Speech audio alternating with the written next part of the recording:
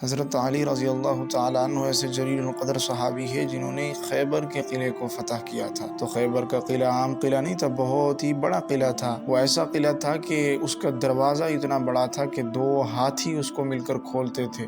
تو حضرت علی نے جب اس کو زور سے لات ماری تو اس دروازے کے جو کواڑ ہوتے ہیں وہ بھی آج تک نہیں ملے۔ تو اسی لیے کہا تھا کہ لگاتا جب تو نعرہ تھا تو خیبر توڑ دیتا تھا، حکم دیتا تو دریا کو تو رستہ چھوڑ دیتا تھا۔ یہ حضرت علی کے بارے میں فرمایا گیا کہ اللہ تعالیٰ نے ان کو ایسی قوت دی تھی کہ ایک مرتبہ حضرت علی رضی اللہ تعالیٰ عنہ خشک روٹی کھا رہے تھے تو جب منہ میں ڈالی تو ان سے دبائی نہ گئی۔ تو کسی آدمی نے دیکھا اور کہا کہ حضرت آپ وہی ہیں جس نے خیبر کے دروازے کو اکھاڑ دیا تھا؟ فرمایا ہاں میں وہی ہوں۔ کہہ رہے تھے کہ آپ نے تو خیبر کا دروازے کو اکھاڑ دیا تھا، آپ سے یہ خشک روٹی نہیں چباری جا رہی؟ تو کہنے لگے یہ میری جسمانی قوت تھی اور وہ میری ایمانی قوت ہے۔ حضرت کلیب رحمۃ اللہ علیہ کہتے ہیں کہ حضرت علی کے پاس اصبہان سے مال آیا، آپ نے اسے 7 حصوں میں تقسیم کیا، اس میں آپ کو ایک روٹی بھی ملی، آپ نے اس کے 7 ٹکڑے کیے اور ہر حصے پر ایک ٹکڑا رکھ دیا۔ پھر لشکر کے 7 حصوں کے امیروں کو بلایا اور ان میں قرعہ اندازی کی تاکہ پتہ چلے کہ ان میں سے کس کو پہلے دیا جائے۔ حضرت عبداللہ ہاشمی اپنے والد سے نقل کرتے ہیں حضرت علی رضی اللہ تعالیٰ عنہ کے پاس 2 عورتیں مانگنے کے لیے آئیں، ان میں سے ایک عربی تھی اور دوسری اس کی آزاد کردہ باندی۔ آپ نے حکم دیا کہ ان میں سے ہر ایک کو تقریباً 63 من غلہ اور 40 درہم دیے جائیں۔ اس آزاد شدہ باندی کو تو جو ملا وہ اسے لے کر چلی گئی، لیکن عربی عورت نے کہا اے امیر المؤمنین، آپ نے اس کو جتنا دیا مجھے بھی اتنا ہی دیا جائے، حالانکہ میں عربی ہوں اور یہ آزاد کردہ باندی ہے۔ اس سے حضرت علی نے کہا میں نے اللہ تعالیٰ کی کتاب میں بہت غور سے دیکھا تو اس میں مجھے اولاد اسماعیل علیہ السلام کو اور اولاد اسحاق علیہ السلام پر کوئی فضیلت نظر نہیں آئی۔ حضرت علی بن ربیعہ رحمۃ اللہ علیہ کہتے ہیں حضرت جعدہ بن حبیرہ نے حضرت علی کی خدمت میں آ کر کہا اے امیر المؤمنین، آپ کے پاس 2 آدمی آئیں گے، ان میں سے ایک کو تو اپنی جان سے بھی زیادہ آپ سے محبت ہے، یا یوں کہا اپنے اہل و عیال اور مال و دولت سے بھی زیادہ محبت ہے، اور دوسرے کا بس چلے تو آپ کو ذبح کر دے، اس لیے آپ دوسرے کے خلاف پہلے کے حق میں فیصلہ کریں۔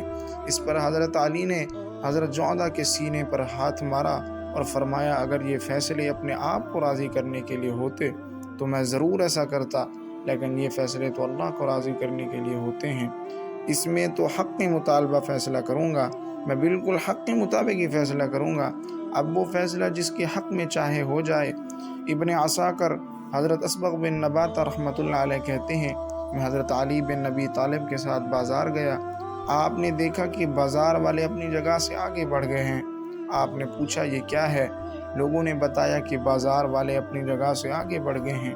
آپ نے فرمایا اپنی جگہ بڑھا لینے کا انہیں کوئی حق نہیں ہے، مسلمانوں کا بازار نمازیوں کے نماز پڑھنے کی جگہ یعنی مسجد کی طرف ہوتا ہے، لہٰذا جس جگہ کا کوئی مالک نہیں ہے وہاں پہلے آ کر جو قبضہ کرے گا وہ جگہ اس دن اسی کی ہوگی، ہاں وہ خود اسے چھوڑ کر کہیں اور چلا جائے تو اس کی مرضی ہے۔ حضرت ابن عمر خیبر کے متعلق حدیث بیان کرتے ہیں، اس میں یہ مضمون ہے کہ حضرت عبداللہ بن رواحہ ہر سال اہل خیبر کے پاس جا کر درختوں پر لگی ہوئی کھجوروں اور بیلوں پر لگے ہوئے انگوروں کا اندازہ لگاتے کہ یہ کتنے ہیں، پھر جتنے پھل ان کو اندازہ ہوتا اس کے آدھے پھل کی ان ذمہ داری ڈال دیتے کہ اتنے کا آدھا پھل تمہیں دینا ہوگا۔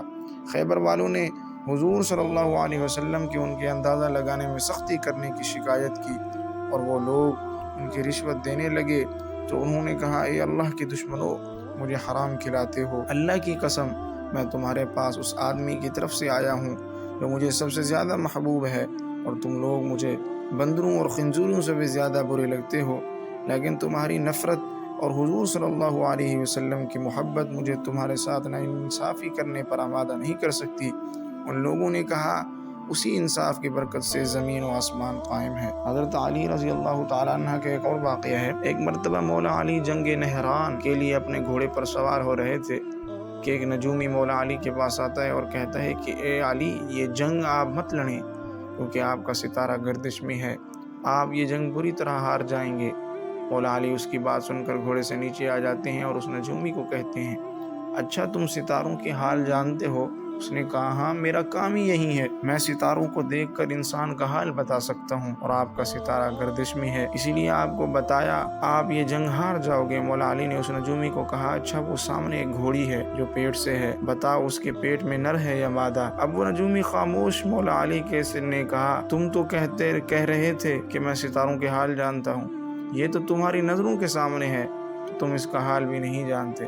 تو حضرت علی نے فرمایا اچھا بتاؤ کون سا ستارہ جب ٹوٹتا ہے تو اونٹ پر ایک حرکات نظر ہوتی ہے، اونٹ پر ایک حرکات ظاہر ہوتی ہے؟ اب پھر وہ نجومی خاموش۔ مولا علی نے فرمایا اچھا اس میرے گھوڑے کے پاؤں کے نیچے زمین پر ایک چیز ہے، بتاؤ وہ کیا ہے؟ نجومی خاموش۔ حضرت علی نے کہا تم آسمان کے تو کیا زمین پر تمہاری نظروں کے جو سامنے ہے وہ بھی نہیں جانتے؟ سنو اے شخص، میں علی اب تجھے بتاتا ہوں، علی کی زندگی کی سب سے کامیاب یہ جنگ ہوگی، میرے 10 لوگ بھی اس جنگ میں نہیں شہید ہوں گے اور میرے مخالف کے 10 لوگ بھی نہیں بچیں گے۔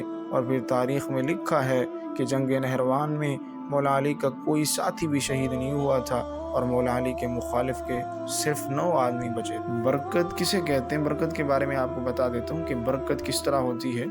ایک شخص نے حضرت علی بن ابی طالب سے سوال کیا کہ کتے بیک وقت 7 بچے جنتے ہیں، جبکہ بھیڑ بکریاں بیک وقت 1 یا 2 یا پھر کبھی 3 بچے جنتے ہیں، اس کے باوجود بھیڑ بکریوں کی تعداد ہر جگہ کتوں سے زیادہ ہوتی ہے، حالانکہ ہم آئے روز بھیڑ بکریوں کو ذبح بھی کرتے ہیں، قربانی کرتے ہیں، پھر بھی وہ ہمیشہ کتوں سے زیادہ ہوتی ہیں۔ حضرت علی نے فرمایا یہی چیز برکت ہے۔ اس شخص نے کہا برکت بھیڑ بکریوں میں یہی ہی کیوں ہوتی ہے، کتوں میں کیوں نہیں ہوتی؟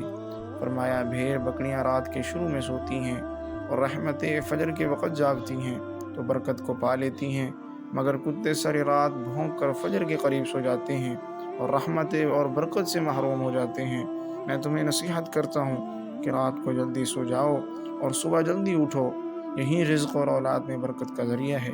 کہ حضرت علی ایسے مرد قلندر تھے کہ جب میدان میں اترتے تو کافروں کو جب پتہ چلتا تو ان کے رونگٹے کھڑے ہو جاتے کہ اب ہمارا کیا ہوگا۔